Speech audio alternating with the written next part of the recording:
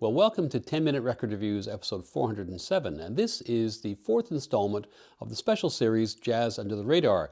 So this series is, of course, about records which may not be cheap or bargain records, just to be clear, but are records which have probably slipped for one reason or another from general consciousness, but there's no real good reason for that because they're actually really good records. Now, one of the reasons, of course, that these records might not come up in conversation too often these days is that, well, at least in some cases, they haven't been reissued very often. So in some of these cases, it may be a little bit difficult to find original pressings or early pressings, but never mind, you can probably find reissued wax of reasonable quality somewhere, somehow. Anyway, that's certainly enough caveats for now. February can be a miserable month, let's be candid about that, and so I hope these 10 recommendations can maybe dull the pain. On with the records.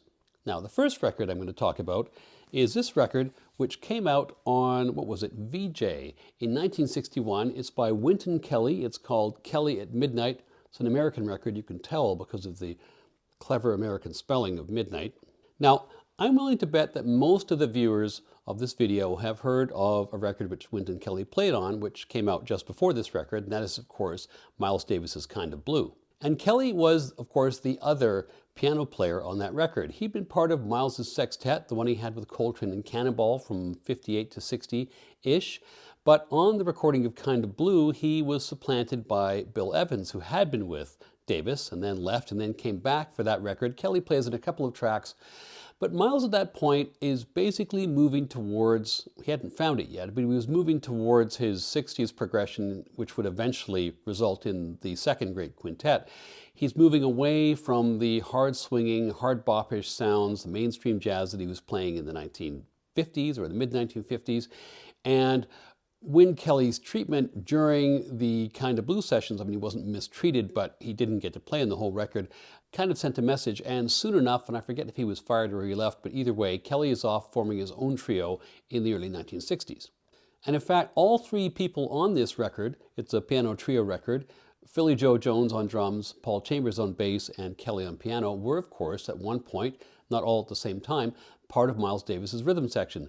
Philly Joe Jones had been on the first great quintet, as had Chambers, with Coltrane, and Jones had been fired along with Coltrane in 1957 for, refueling issues. Chambers has stuck around through the dissolution of that quintet and the formation of the Sextet when Wynton Kelly arrives. But again, with Miles's transition into different kinds of jazz, he and Kelly decide to go off and link up with Philly Joe, and they form basically a mainstream jazz, hard bop, very swinging trio, which in the early 60s had about as good a pedigree in terms of the three players as any three jazz musicians could have at that point. So unsurprisingly, this record is hard bop pretty much from the opening whistle. It's hard to go wrong, I would say, with any of Kelly's early 60s output, but this one in particular I think is a real winner. It also has this amazingly cool fedora-clad picture of Kelly on the front. Anyway, enough about that one. Great record, recommended, do look for it. Now, the next record I want to talk about is this one, The Brothers, and the three brothers in this case are all tenor sax players, Al Cohn, Bill Perkins, and Richie Kamuca. Now, you can come across quite a few jazz records in the 1950s that make reference to various configurations of brothers, three brothers, four brothers, brothers reunited, brothers together again, and so on. And all of these references are references to a particular era in Woody Herman's band, the so-called Second Herd, which featured a reed section, a very celebrated reed section called the Four Brothers. And the original Four Brothers were Zoot Sims, Herbie Stewart, Serge Chaloff, and Stan Getz. And what these guys achieved together, not these guys, but those guys, was a rich, harmonically dense, resonant kind of saxophone sound, kind of a wall of sax, if you want, which was just very warm and appealing, at least I find it that way, on the original composition Four Brothers, but on lots of other arrangements as well.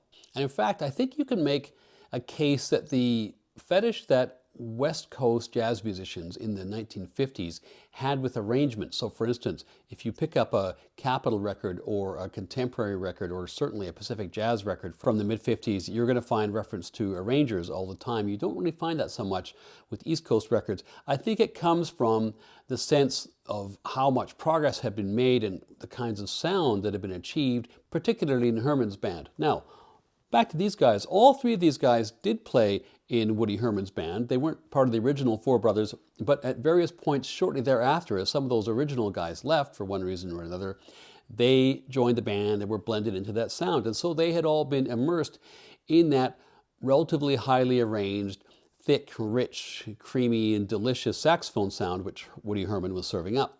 And that is, therefore, the reference which is being made in the title. This is by no means the most challenging record you're ever going to hear, but what you are going to get is a rich slab of harmonic goodness. So get that seersucker suit out of the cupboard, take down the top on your Lincoln convertible, tell your wife to knot a scarf over her washing set, and head on up to the Hamptons, because this is your soundtrack. Now, the next record I want to talk about is this one by a former member of the Jazz Messengers, Bobby Timmons. It's called Little Barefoot Soul. It came out on Prestige in, 1964. Timmons was a piano player. He'd been in the Jazz Messengers not long after Horace Silver had departed. And of all the people that played piano with the Jazz Messengers, arguably you could say he comes as close to Silver as anybody, having that really bluesy, funky, hard bop feel to his playing. But he wasn't just a Silver clone. You could say at times that Timmons had more, unpredictability to his playing. This was originally supposed to be a quintet session. It ends up being a trio session. 5 guys were scheduled to make it out to Rudy Van Gelder's studio, and only 2 made it. And if you know anything about Prestige in the early 1960s, that probably won't be too surprising. Anyway, Sam Jones, the bass player, and Bobby Timmons, the piano player, were there. They needed a drummer, so Bob Weinstock makes the call to Ray Lucas, who comes across the river to be on this date that day. Now, he had no recording history with Timmons or Jones, as far as I could tell. He would subsequently. I think the reason they called him was because he had just been on a Prestige date just a few months before, making a record with Illinois Jacquet.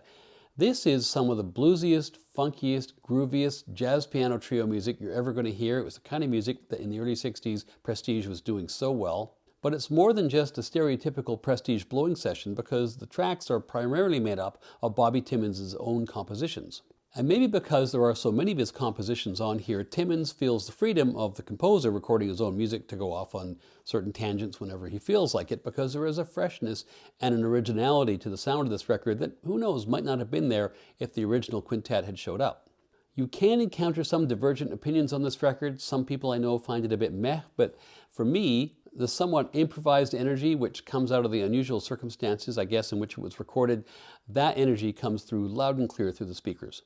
Now, the next record I'm going to talk about is this one by Mel Lewis, the Mel Lewis Sextet. As you can probably tell, for those of you who've been following the channel, this is another one of those wonderful 1957 releases on Mode. All original releases on Mode were in 1957, with one of those beautiful Eva Diana paintings commissioned for the record of the lead artist, in this case Mel Lewis, who of course would go on to lead the Village Vanguard Orchestra in later years. One of the strange things about Mel Lewis is he doesn't get mentioned that often these days in jazz discussions, although he has an extensive discography. He's got something like 30 records as a leader, over 100, I think, as a sideman. It could have to do with the fact that a lot of his records as a leader came in the later phase of his career when he was with the Village Vanguard Orchestra, kind of after the high water mark of modern jazz had come and gone. And back in the day, in the 1950s, when modern jazz was at its peak, he was typically a sideman. This is a bit of a rarity for him at the time. Anyway, this is one of those West Coast records which I think kind of finds a sweet spot between the energetic, perhaps slightly challenging sometimes, bop records coming out of labels on the East Coast and the more sweetly harmonic and more richly arranged records which came out of the West Coast, although of course those are stereotypes in both cases. This one, I find, is just right bang in the middle. It is lovely and rich sounding, but it has lots of bop energy. It also has amazing cover art, as I mentioned, and it's got a bang up, bang out, anyway, bang on, bang up, whatever it is, a great lineup. Mel Lewis is the drummer, of course. Charlie Mariano, wonderful alto player, also a tenor player, and Bill Holman, fantastic sax player, is on here as well. And he's got a couple of great turns. Jack Sheldon, who did so much work with the Curtis Counts group, so much great work, is on trumpet. Buddy Clark, about whom I don't know a ton, frankly, I will say, is on bass. And Marty Paich is on piano. And Marty Paich was going through a phase in the 1950s. If you see Marty Paich's name on a small group record, whether he's playing or arranging, he tends to arrange even if he's not credited for doing it. The record is going to sound great. It's always worth buying a record that has Marty Paich's name on it if it comes out sometime between, say, 1954 and 1962. Anyway, another great release on Mode that you may not have heard of, and I do recommend that you give it a spin, or at least a stream.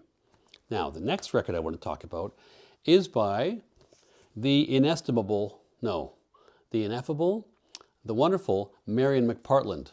Now, there was a time when Marian McPartland was practically a household name, certainly in jazz circles, because she had that wonderful series on NPR called Piano Jazz on the radio. And Marian McPartland is kind of the antithesis of the 1950s jazz bio. She's white, she's English, she didn't grow up in challenging circumstances. As far as I know, she had no extensive heroin addiction, and she's basically part of the Pearls and Twin Set crowd. She does have a little bit of jazz cred, I will say, in terms of some of the extracurricular activities within her trio at points, but that's maybe a story left for another time. Anyway, this is her captured, I suppose, around the peak of her early performing career.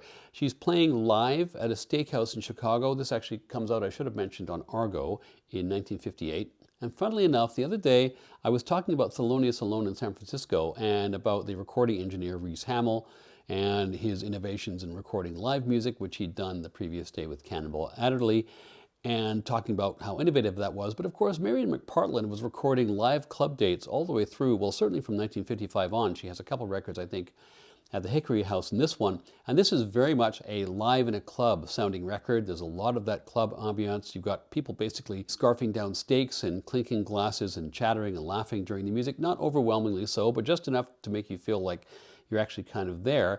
And it's actually very well recorded, so there is that sense of really being in the club, which is something, for instance, you get from the Bill Evans recordings at the Vanguard, for instance. So that same kind of a feel. Musically, this is a hard-swinging record. As I mentioned, it's fantastically recorded. The bass in particular, I find, is just in the sweet spot. It's not grabbing the spotlight, but it almost sounds just exactly like the bass should sound. Anyway, good record. Pick it up.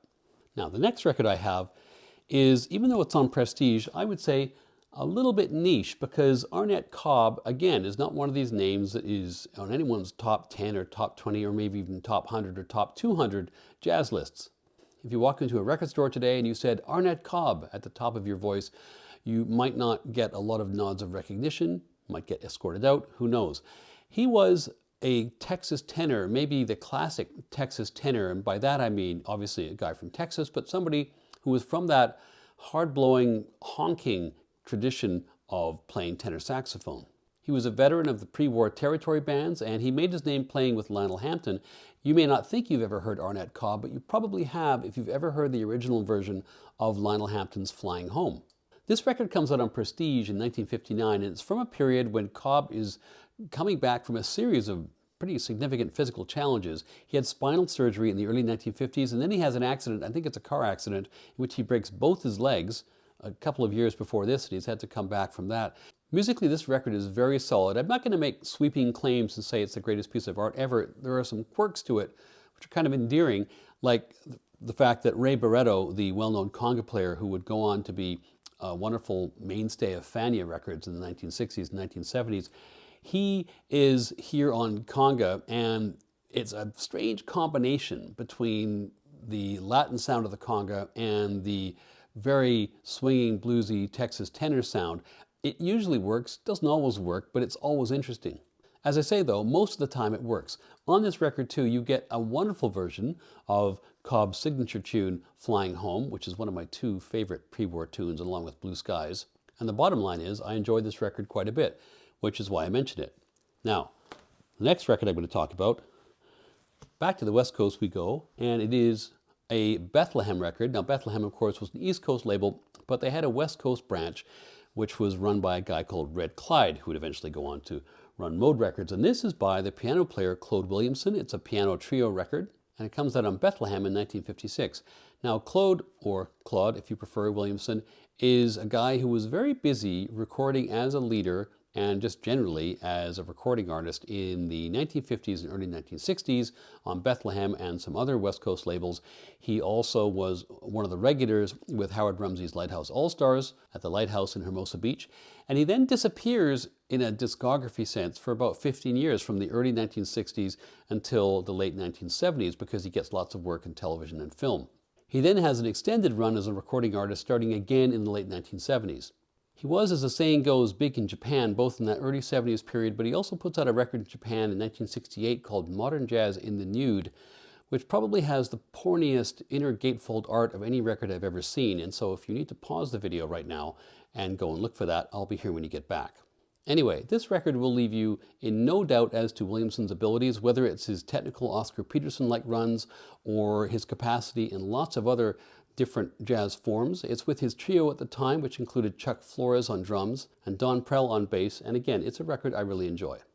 Now, every now and then I like to remind viewers, and I suppose myself, that I'm not only into the jazz of yesteryear, and so I'll talk about a record which is more contemporary. So here's one. Now, it's not brand new and fresh, but it's from about, I think, 8 years ago, and it's by Jakob Bro. I think I'm pronouncing that. You Danish folks out there, please let me know if I'm not. And it's his trio with Thomas Morgan and Joey Baron, and it's a record called Streams, which came out on ECM in 2016. Now, Jakob Bro is a chilled-out Danish guitar superstar, and I actually had the pleasure of seeing him during his run at the Village Vanguard in January 2020, just prior to the pandemic. He was there with this trio then, and actually you can see him at the Vanguard later this month, if you're so inclined. And on that gig, the peaceful, ambient, and relaxed nature of his music was matched by his equally relaxed attire of a wrinkled shirt, baggy cords, and socks, looking for all the world as if he just got off the sofa to lay down some hot licks. So the modern jazz quartet, this was not. But the music was beautiful, even if this guy was maybe sleeping it off during the set. Bro's playing is beautiful, and his drummer, Joey Baron, is a guy who puts me very much in mind of Paul Motion. Actually, I think that's intentional, because I think Motion is a big hero of Joey Baron's. And in that particular setting, it was apropos. In terms of the feel of the music, well, I mean, this is an ECM record, so it's beautifully recorded. It is quite austere. It's certainly Northern European feeling. I think it's really lovely. To the extent that it's a jazz record, and I suppose some could maybe query whether it's a jazz record, it's certainly improvisational, so I think it qualifies, but it is not a record which swings as such. So to the extent that it's a jazz record, it's on the atmospheric and ambient end of the spectrum. But all that said, the music is almost dreamlike on this LP, and I highly recommend it. Now, the second last record I want to talk about is an oldie but a goodie. It's from 1957, originally on Riverside. I have the 1958 London American Records version of this, the UK import, and as some will know, London American Recordings sometimes did a better job of pressing Riverside recordings than Riverside did themselves. It's a record by Coleman Hawkins. It's called The Hawk Flies High, not to be confused with The Hawk in Flight, which is more of a big band effort. This is a small group effort. Hawkins was, of course, perhaps the original jazz tenor sax hero for his pre-war work with Fletcher Henderson. In the post-war period, he's got quite an interesting career. He often works with old swing-era guys, but he also frequently would work in newer milieu. And this is one of those occasions where Orrin Keepnews at Riverside said, "Hawk, I want to record you. Please pick the musicians you want." And to Keepnews' surprise, Hawkins comes back and he's got a bunch of boppers that he wants to record with, including in particular the trombonist J.J. Johnson and the trumpeter Idris Suleiman. There were, of course, also some swing-era veterans on board as well, like Joe Jones. Now, sometimes these multi-generational matchups are good on paper, but they don't really work. But this one actually really does. It's a great record, and regardless of the generation of the musician in question, everybody's just committed to swinging all the way through here. That propensity to swing might have something to do with the fact that the great Oscar Pettiford is anchoring the whole thing on bass. And he was a musician who moved, I think, fairly seamlessly from style to style to style through the 1940s, 50s, and 60s. Anyway, the lineup on here is nothing but pedigree, and I don't think anybody would have any regrets picking this one up. Now, the last record I want to talk about, maybe I saved the best for last, is this record by Dexter Gordon, Dexter Blows Hot and Cool. Dexter Gordon, as most will know, was a remarkable tenor sax player. He was one of the stars of the 1940s scene on Central Avenue in Los Angeles. He was one of the stars of that scene who made it out alive, amazingly enough. He recorded some in the US in the 1950s, and then he spends a lot of the next 2 decades over in Europe, where he felt freer of some of the prejudice that he felt back home. That wasn't unusual for a number of jazz players. And of course, he has a celebrated return to New York in the 1970s. People are quite familiar, I think, with Dexter's recordings on Blue Note. This actually is from a small label in LA called Dutone, the first black-owned jazz label, I think, in the United States. It's released in 1955. This is not an original. It comes from 1978. It's a repress. The originals of this, or really of any Dutone record, are quite tricky to find. Certainly this one is, and it'll cost you a lot of money if you do find it. Anyway, I discussed the duotone label when I was talking about Carl Perkins, and Carl Perkins is on here as well, and that tells you one thing, and that is that the piano is going to drive this thing like a funky beast, and that's exactly what Perkins does. This is a wonderfully relaxed, hard-swinging record. Dexter is very relaxed. He's very imaginative. He's unpredictable on this record, and I think it's just fantastic. Like most West Coast records, it's a little more fun-loving and a little less intense than contemporaneous releases on the East Coast, but the musicianship is still top-notch. For me, it's as close to the ideal mid-1950s bop record as you're going to find, and in particular, Dexter's version of Cry Me a River will stay with you. So there we have it. The fourth installment of Jazz Under the Radar is in the can. I hope you enjoyed it, and if you choose to seek some of those out, happy digging. Thanks for watching, and as always, I look forward to your comments.